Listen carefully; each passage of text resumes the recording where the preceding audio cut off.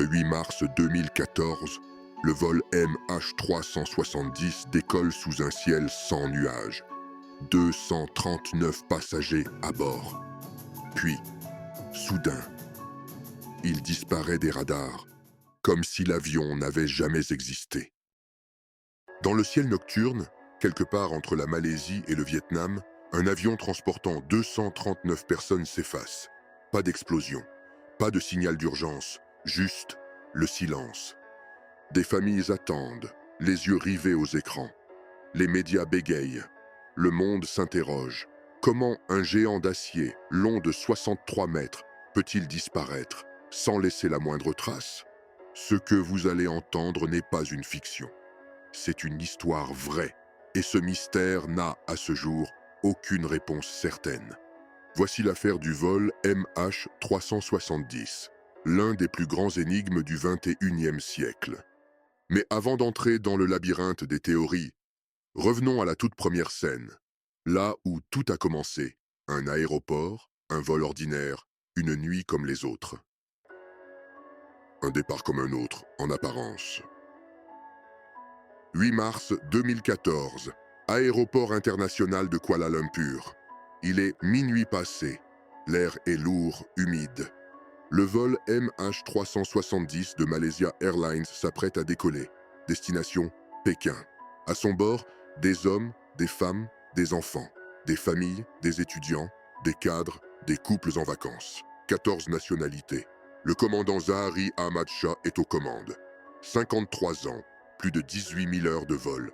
À ses côtés, le copilote Farik Abdul Hamid, 27 ans, débutant sur Boeing 777 mais formé. À minuit 41, l'avion s'élève dans le ciel. Routine totale, aucun incident signalé. Puis, à 1h19 du matin, un dernier mot. Le capitaine s'adresse au contrôle aérien.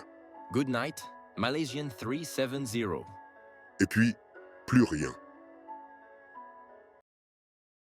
Mais ce qui suit après ce message n'a rien d'une coïncidence technique. C'est le début d'un enchaînement étrange, terriblement silencieux et glaçant. Le silence et la panique. Quelques minutes après ce message, le transpondeur s'éteint. L'avion disparaît des radars civils. Mais les radars militaires, eux, continuent de le suivre. En secret. Et là, quelque chose d'incompréhensible se produit. Le vol MH370 vire brusquement à gauche. Il traverse la péninsule malaise, puis tourne encore, cette fois vers le sud. Il vole au-dessus de l'archipel d'Andaman. En silence. Pas un mot de l'équipage. Aucune demande de secours. Pendant plus de 7 heures, le Boeing 777 continue sa route. Invisible, silencieux et surtout, incontrôlable. Des signaux automatiques, appelés handshakes, continuent d'être envoyés à un satellite d'Inmarsat. Ils indiquent que l'avion est toujours en vol, mais sans localisation précise, juste une distance estimée. À 8h19 du matin, un dernier signal, le dernier souffle numérique du MH370. Et puis, le vide? Ce vide justement va être comblé par l'imagination collective.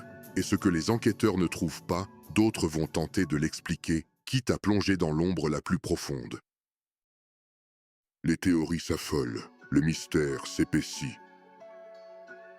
Les jours passent, les semaines aussi. Les recherches s'étendent sur des millions de kilomètres carrés, mais toujours rien. Pas un signal, pas une valise, pas un corps. C'est là que naît la plus grande faille. L'absence de preuves ouvre la porte à toutes les interprétations. Un acte militaire dissimulé? Ce n'est plus une simple théorie pour certains, c'est une conviction. Et les coïncidences troublantes s'accumulent.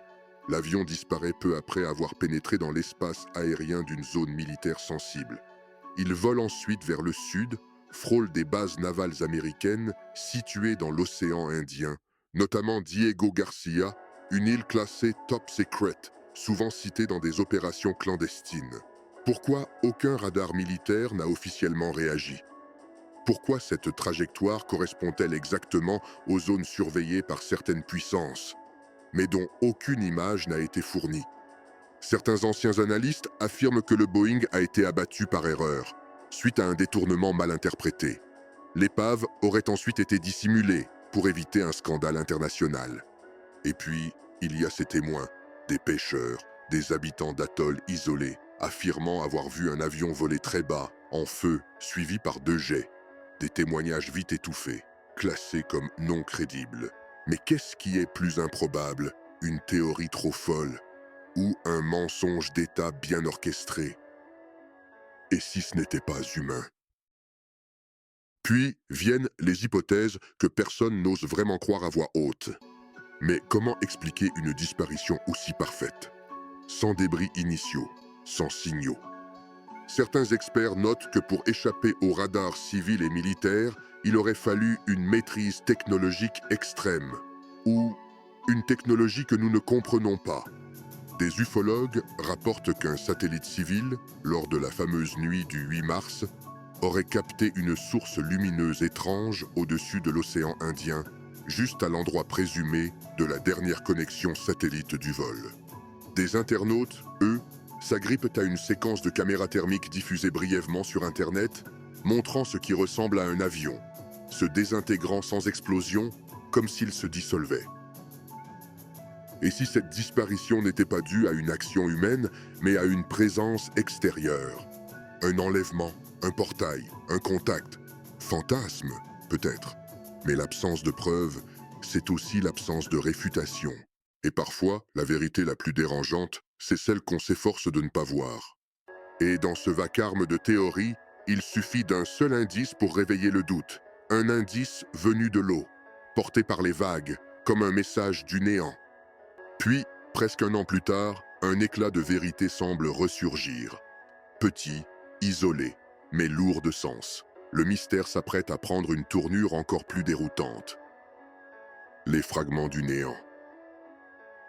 Un an plus tard, 2015, une plage sur l'île de la Réunion. Un homme trouve un morceau d'aile, couvert de coquillages. Il ne le sait pas encore, mais il vient de retrouver le premier vestige du MH370. D'autres fragments suivront, échoués sur les côtes de l'océan Indien. Des volets d'ailes, des panneaux, des morceaux de cabine. Mais jamais. Le fuselage, jamais. Les boîtes noires, jamais. Une réponse définitive. Le vol MH370 n'est pas seulement une disparition. C'est une blessure.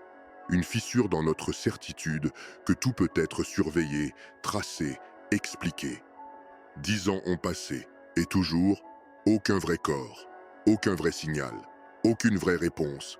Juste des morceaux épars, des mots vagues, et ce sentiment étrange que tout le monde a voulu oublier. Mais nous, on n'oublie pas.